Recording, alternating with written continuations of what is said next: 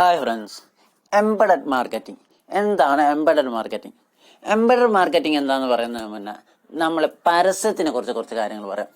നമ്മൾ നോർമലി പരസ്യം കാണുന്ന സമയത്ത് നമ്മൾ എന്താ ചെയ്യുക? ഇപ്പം യൂട്യൂബിലൊക്കെ ആണെങ്കിൽ നമ്മളിങ്ങനെ വെയിറ്റ് ചെയ്യും, 5 സെക്കൻഡ് ആവാൻ വെയിറ്റ് ചെയ്യും, സ്കിപ്പ് അടിച്ചു വിടാൻ.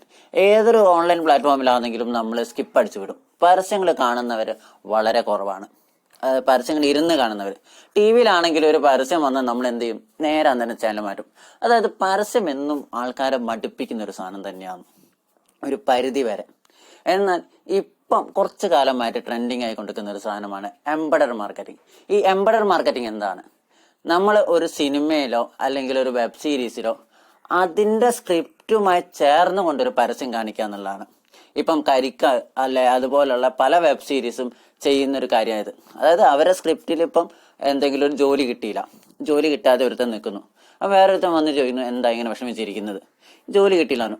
അപ്പൊ ഇന്ന സ്ഥലത്ത് ഇവിടെ PSC കോച്ചിങ് ഉണ്ട്, അല്ലെങ്കിൽ ഇവിടെ ഇന്നൊരു കോച്ചിങ് ഉണ്ട്, നീ അവിടെ പോയി പഠിക്കുന്നു, എനിക്ക് ജോലി ഉറപ്പായിട്ടും കിട്ടും എന്ന് പറഞ്ഞിട്ട് അത് സെപ്പറേറ്റ് പരസ്യമാക്കാതെ ആ ഒരു സ്ക്രിപ്റ്റിന്റെ ഭാഗമാക്കി കൊണ്ടുപോകുന്ന രീതിയിൽ, ഈ രീതിയിൽ ഇപ്പൊ സിനിമകളിലാണെങ്കിലും ഇപ്പം മൈജീൻ്റെതാണെങ്കിലും അപ്പൊ അതുപോലുള്ള പല ബ്രാൻഡുകളുടെയും പരസ്യങ്ങൾ വരുന്നുണ്ട്. അതായത് പരസ്യമാണെന്ന് തോന്നാത്ത രീതിയിൽ ആ ഒരു സ്ക്രിപ്റ്റിനോട് ചേർത്ത് വെച്ചുകൊണ്ട് പരസ്യം കാണിക്കുന്ന രീതി.